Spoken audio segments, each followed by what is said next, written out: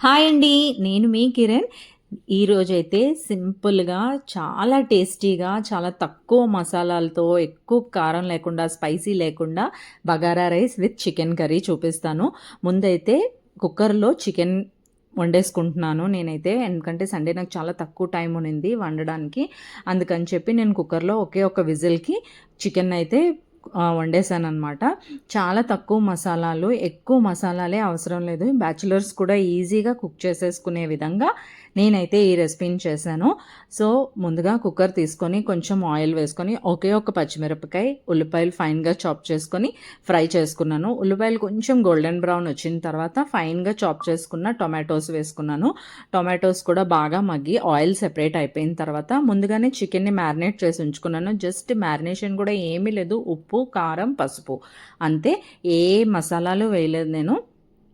వేసి మ్యారినేట్ చేసి ఉంచిన చికెన్ని ఏవైతే ఈ ఉల్లిపాయలు, పచ్చిమిరపకాయ అండ్ టొమాటోస్ ఫ్రై అవుతున్నాయి కదా, వాటిల్లో వేసి కుక్కర్ మూత పెట్టి నేను మగ్గించాను. ఎందుకంటే చికెన్లో ఉండే వాటర్ అంతా కూడా బయటకు వచ్చినంత వరకు. ఈ లోపల మనం బగారా రైస్కి వస్తామని చెప్పి నేను 2 పావులు బియ్యం తీసుకొని బాగా వాష్ చేసుకొని పక్కన పెట్టుకున్నాను.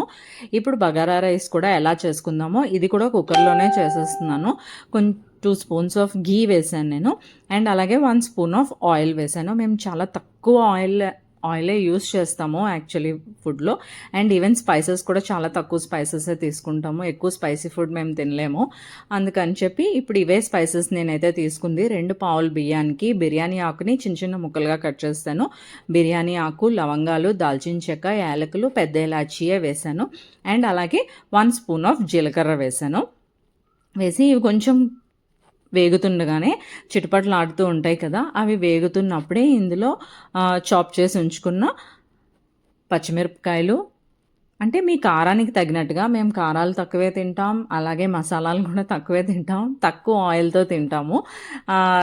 అండ్ జీడిపప్పు వేసి జీడిపప్పు కొంచెం ఫ్రై అవుతుండగా ఉల్లిపాయలు వేసుకొని ఉల్లిపాయలు ఫ్రై అవనివ్వాలి.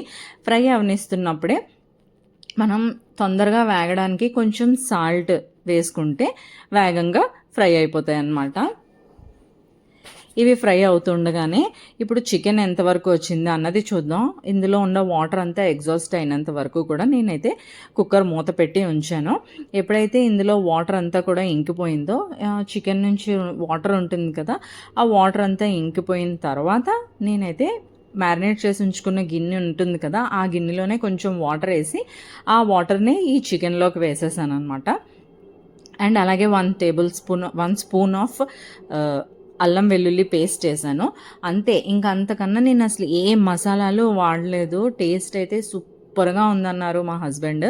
మా పిల్లలైతే చాలా బాగుంది. మధ్యాహ్నంకే బగారా రైస్ అంతా ఫినిష్ అయిపోయింది.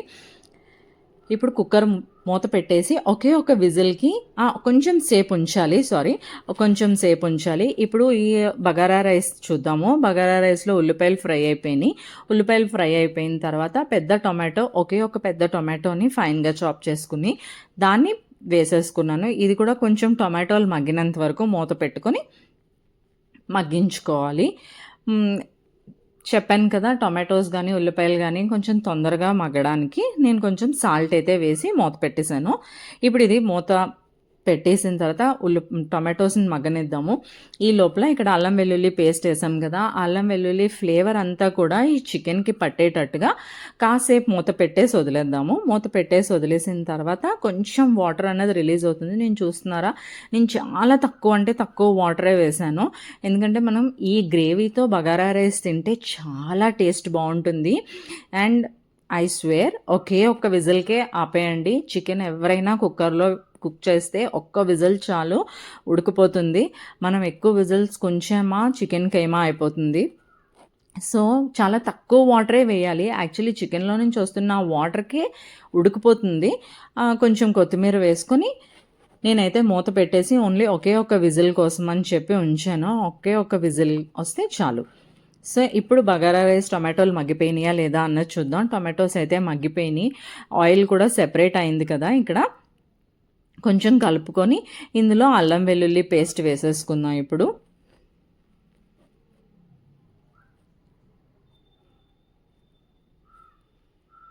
ఆయిల్ చూసారా ఇక్కడ సెపరేట్ అవుతుంది. ఆయిల్ సెపరేట్ అవుతుండగా మనం అల్లం వెల్లుల్లి పేస్ట్ వేసేసి దాని పచ్చివాసన పోయినంత వరకు కూడా కొంచెం ఫ్రై చేసుకోవాలి.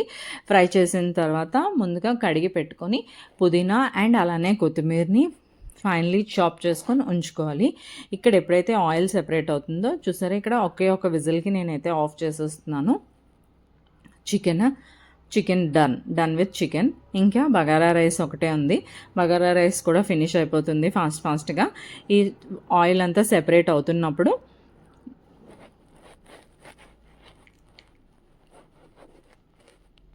చాప్ చేసి ఉంచుకున్న పుదీనా అండ్ కొత్తిమీరని వేసేసి ఒక్కసారి కలుపుకుందాము. కలుపుకున్న తర్వాత మనం ఆల్రెడీ రైస్ని కడిగి నానబెట్టి ఉంచుకున్నాం కదా పక్కన. నేనైతే 2 పావుల బియ్యం తీసుకున్నాను. 2 పావుల బియ్యానికి 4 పావులు నీళ్లు పోసుకుంటున్నాను. 1 and 2 3 4 2 పావులకి అంటే మేము డైలీ రైస్ కూడా ఈ మెజర్మెంట్తోనే మేము కుక్ చేసుకుంటాం అనమాట. లైక్ పావు సేరు అంటాం కదా, కొంతమంది గ్లాస్ వాడతారు, కప్ వాడతారు, మేము ఈ పావు సేరు వాడతాము. సో సాల్ట్ అన్నది ఇక్కడే అడ్జస్ట్ చేసుకోవాలి. ఇప్పుడైతే ఇలా వాటర్ అన్నది బాయిలింగ్ అవుతుందో అప్పుడు మనం నానబెట్టి ఉంచుకున్న బియ్యాన్ని కూడా వేసేయాలి. వేసేసి నా దగ్గర యాక్చువల్లీ ఆ రోజు లెమన్ లేదు. మీరు నిమ్మకాయ జ్యూస్ కూడా పిండుకుంటే రైస్ ఎప్పుడు కూడా పొడి పొడిగా వస్తుంది. ఏ బిర్యానీ చేసుకున్నా మనం ఇలా ఈ స్టేజ్లో నిమ్మరసం కనుక పిండితే రైస్ అనేది చాలా పొడి పొడిగా వస్తుంది. చాలా టేస్ట్ బాగుంటుంది. సో ఇక్కడ సాల్ట్ అడ్జస్ట్ చేసుకొని నేను ఎటువంటి మసాలాలు ఇంకా వేయలేదు మీరు చూసుంటే. సో కుక్కర్ పెట్టేసుకొని 3 విజిల్స్కి నేనైతే స్టవ్ ఆఫ్ చేసేస్తాను. అండ్ ఇప్పుడు చికెన్ సంగతి చూద్దాం, చికెన్ ఎంతవరకు వచ్చింది అనేది. కుక్కర్ ఆవిరంతా పోయిన తర్వాత ఈ చికెన్ జ్యూస్ చూసారా, ఇది పర్ఫెక్ట్ అనమాట. Perfectly cooked chicken along with gravy కూడా చాలా కన్సిస్టెంట్గా వచ్చింది. మనకి కరెక్ట్గా సరిపోతుంది ఈ గ్రేవీ కూడా. చూడండి ముక్క కూడా పర్ఫెక్ట్గా ఉడికిపోయింది.